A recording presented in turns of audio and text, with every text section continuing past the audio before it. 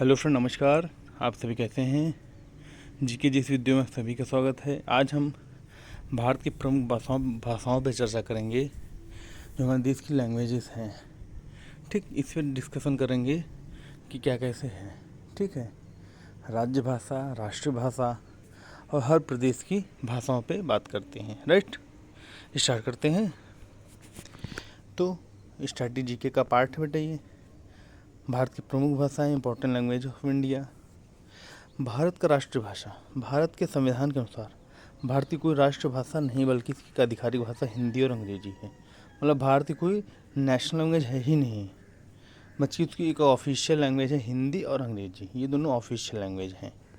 Official मतलब क्या, ऐसे ये दो लैंग्वेज ऐसी हैं जो हमारे देश के संसद भवन में बोली जाती हैं। ठीक, उनको ऑफिशियल लैंग्वेज बोली गई है।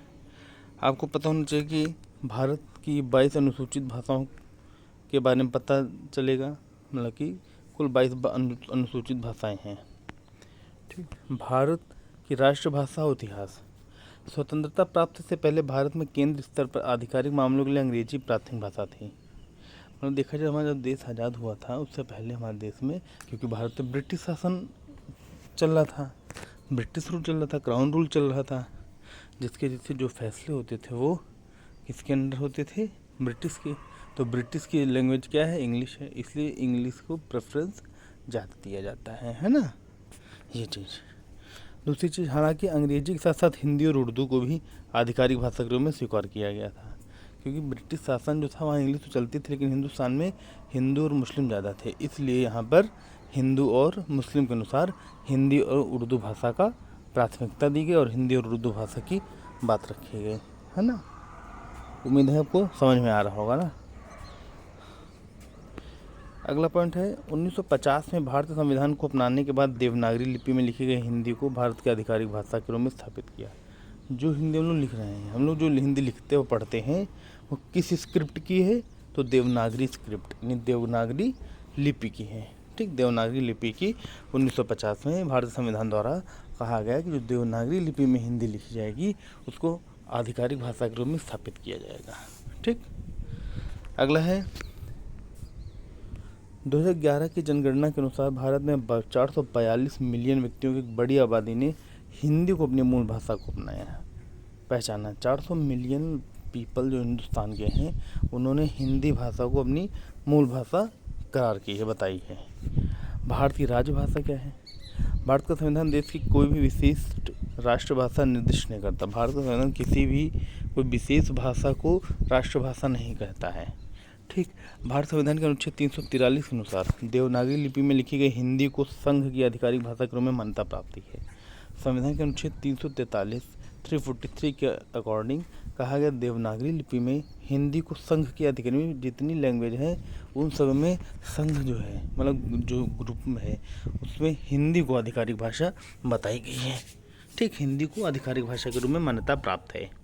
ठीक, हालांकि 343 आर्टिकल जो है, आर्टिकल 343 में बताया गया, और आर्टिकल 3433 संसद को अंग्रेजी भाषा के उपयोग पर कानून बनाने का अधिकार होता है। संसद में जो भी लॉ बनते हैं, जो भी बिल पास होता है, वो किस में होता है? इंग्लिश में होता है, अंग्रेजी भाषा में होता है। ठीक, आर्टिकल 343 ब्रैकेट में 3 के अनुसार। ठीक, प्रारंभ में संविधान में 14 भाषाएं को मान्यता प्राप्त थी और भाषाओं के रूप में शामिल किया गया था, परंतु अब ज़्यादा हो गए। 14 भाषाएं कौन कौन थी तो हम उस पर डिस्कस कर लेते हैं। देखो, असमिया, बंगाली, गुजराती, हिंदी, कन्नड़, कश्मीरी, मराठी, मलयालम, ओडिया, पंजाबी, संस्कृत, तमिल। ठीक बेटा, ये 12 भाषाएं थी। तेलुगु और उर्दू 14 भाषाएं। ठीक, कुल कितनी? 14 भाषाएं थी ना शुरुआत में। अब उसके बाद क्या हुआ? सिंधी भाषा को 21वें संविधान संशोधन 1967 द्वारा जोड़ा गया, तो कितनी हो गई? ये कौन सी है? 15वीं भाषा। कोंकणी, नेपाली, मणिपुरी 16, 17, 18, 16, 17, 18 1992 में 71वें संविधान संशोधन द्वारा जोड़ा गया। ठीक, कितने को? 15, ये हो 15th 16, 17, 18। 2003 के 92 संविधान संशोधन द्वारा बोडो, डोगरी, मैथिली और संथाली जोड़ी गई, 4 भाषाएं और जोड़ी गई। तो 19 हुआ था, ये 20 हो गया, ये 21 हो गया, ये 22 हो गया, ये 23 हो गया। ठीक, 14 थी, 15, 16, 17, 18, 19, 20, 21, 22 भाषाएं हो गई। तो कुल कितनी भाषाएं हैं? 22 ही तो भाषाएं हैं। तो अब तक 22 अनुसूचित भाषाएं हैं जो संविधान की 8वीं अनुसूची में। ये पेपर में बेटा बहुत बार पूछा जाता है कि संविधान की भाषाएं किस अनुसूची के अंतर्गत आती हैं। 3, 5, 8, 9 इस तरह को ऑप्शन रहेंगे। तो 8th शेड्यूल इंग्लिश में कहा जाता है इंडियन लैंग्वेज, 22 इंडियन लैंग्वेज को किन में रखा गया है? तो 8th शेड्यूल में रखा गया है, 8वीं अनुसूची में रखा गया है।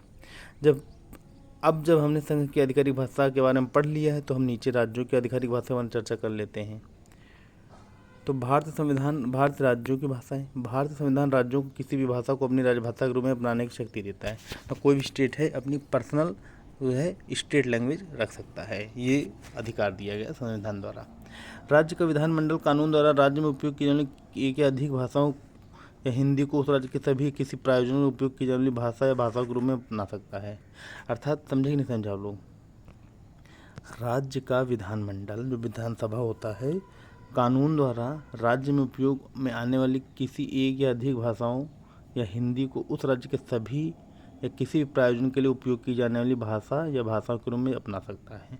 ठीक, तो मान लो किसी कोई स्टेट है, वहाँ पे कन्नड़ ज़्यादा बोली जाती है, तो लैंग्वेज हिंदी भी रहेगी लेकिन कन्नड़ को आधिकारिक भाषा। यूपी है तो यूपी में हिंदी भी बोली जाती है, उर्दू भी बोली जाती है। तो एक प्रकार से अगर जैसे हिंदी उर्दू उत्तर प्रदेश की ऐसी भाषा है, एक प्रकार से देखा जाए तो इसको हम किसी बेस पे रख सकते हैं। ये एक हमारे राज्य की प्रमुख भाषा है ये दोनों। ठीक, अब हम पढ़ते हैं कहाँ पे कौन कौन सी भाषाएं कहाँ कहाँ बोली जाती हैं। ठीक बेटा, अब देखो क्रमांक है, भाषा है, राज्य में आधिकारिक मान्यता। असमिया और असम, अरुणाचल प्रदेश, बंगाली, पश्चिम बंगाल, त्रिपुरा, बोडो, असम, डोगरी, जम्मू कश्मीर, गुजराती, दादर नगर हवेली, दमन दीव, गुजरात। हिंदी, देखो हिंदी बेटा कई जगहों पे बोली जाती है हिंदी। अंडमान निकोबार द्वीप समूह, बिहार, दादर नगर हवेली, दमन दीव, छत्तीसगढ़, दिल्ली, गुजरात, हरियाणा, हिमाचल प्रदेश, झारखंड, मध्य प्रदेश, जम्मू कश्मीर, मिजोरम, राजस्थान, उत्तर प्रदेश, उत्तराखंड और पश्चिम बंगाल। कन्नड़ लैंग्वेज कर्नाटक में केवल बोली जाती है। कश्मीरी केवल जम्मू कश्मीर में। कोंकणी दादर नगर हवेली, दमन और दीव, महाराष्ट्र, गोवा, कर्नाटक और केरल तट पे, यानी कोंकण तट पे। मैथिली बेटा बिहार और झारखंड में बोली जाती है। मलयालम केरल, लक्षद्वीप और पुडुचेरी। मलयालम जो है वो कहाँ बोली जाती है? केरल, लक्षद्वीप और पुडुचेरी। उम्मीद है आपको समझ में आ रहा होगा ना बेटा। सब क्वेश्चन है, नोट करते चलो। अगर नोट नहीं कर पा रहे हो तो आप इनका तुरंत स्क्रीनशॉट ले लो और बाद में आप लिख लेना, है ना। मणिपुरी मणिपुर में। मराठी महाराष्ट्र, गोवा, दादर नगर हवेली, दमन दीव। नेपाली सिक्किम और पश्चिम बंगाल। उड़िया उड़ीसा की आधिकारिक भाषा बेटा है, उड़िया उड़ीसा। पंजाबी पंजाब और चंडीगढ़ की आधिकारिक भाषा। दिल्ली और हरियाणा में भी बोली जाती है, दूसरी आधिकारिक भाषा है। संस्कृत हिमाचल प्रदेश और उत्तराखंड में, केवल नॉर्थ इंडिया में हिमाचल प्रदेश और उत्तराखंड में बोला जाता है। संथाल लोगों द्वारा मुख्य रूप से झारखंड राज्य के साथ साथ असम, बिहार, छत्तीसगढ़, मिजोरम, उड़ीसा, त्रिपुरा, पश्चिम बंगाल राज्यों में बोली जाती है। ठीक, संथाल ग्रुप है, जो संथाल जनजाति है उन लोगों द्वारा बोली जाती है। ठीक, सिंधी गुजरात, महाराष्ट्र, विशेषकर उल्लासनगर।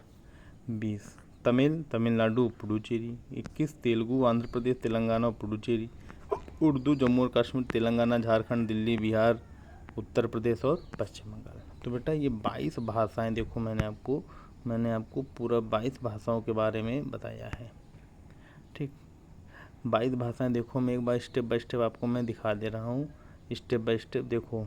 सबसे पहले क्रमांक, भाषा, आधिकारिक मान्यता, ये आप हैं 6-7, स्क्रीनशॉट ले लो, लिखना चाहो तो लिख लो। साथ ही साथ फिर मैंने देखो कोंकणी से मैंने किया, ये पूरा स्क्रीनशॉट ले लो, देख लो, लिख लो, है ना। उसके अलावा फिर देख लो पूरा ये 22 लैंग्वेजेस है और कहाँ कहाँ बोली जाती हैं। तो बेटा आप सभी लोगों से रिक्वेस्ट है कि वीडियो जैसी लगी हो लाइक, कमेंट और शेयर जरूर करें तथा हमारे चैनल जीके जीएस वीडियो को सब्सक्राइब करें और ज़्यादा से ज़्यादा लोगों तक पहुंचाते रहें, शेयर करते रहें, जिससे आपके साथ साथ अन्य लोगों को भी इसकी जानकारी प्राप्त होती रहे। ओके फ्रेंड्स, आप सभी का बहुत बहुत धन्यवाद। आप सभी का प्यार इस तरह मिलता रहे, हम और काम करते रहेंगे। थैंक यू फ्रेंड्स, नमस्कार, फिर मिलते हैं।